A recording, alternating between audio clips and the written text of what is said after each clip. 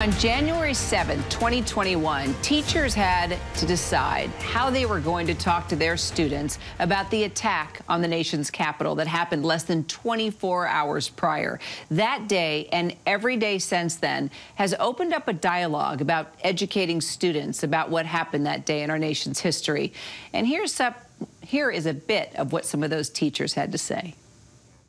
A year ago, on the day of the insurrection, I was thinking to myself, how am I going to teach my students about this tomorrow? I used a facing history strategy that invokes the metaphor of an iceberg, and it asks students to consider what's above the surface. So what can they see? What can they hear?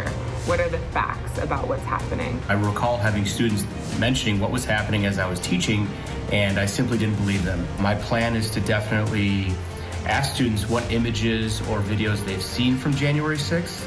But in terms of important discussions, it's always important that all my students feel heard. I know that as a country, we're still debating what happened that day. But I do want to hear all opinions, even though I may disagree with some of them. We had a brutally honest conversation about what that means for us in the present and what that means for us moving forward. And it's important to have these conversations with students so that way we as educators can help them process through what they're seeing and really relate history in a way to help them understand what's happening.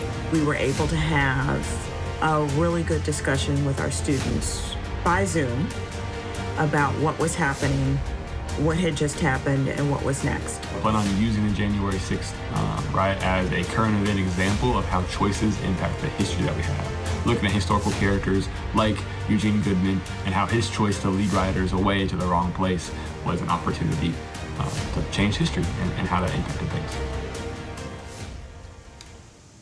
And our thanks to those teachers for sending in those videos with their reflections. Hi everyone, George Stephanopoulos here. Thanks for checking out the ABC News YouTube channel. If you'd like to get more videos, show highlights, and watch live event coverage, click on the right over here to subscribe to our channel, and don't forget to download the ABC News app for breaking news alerts. Thanks for watching.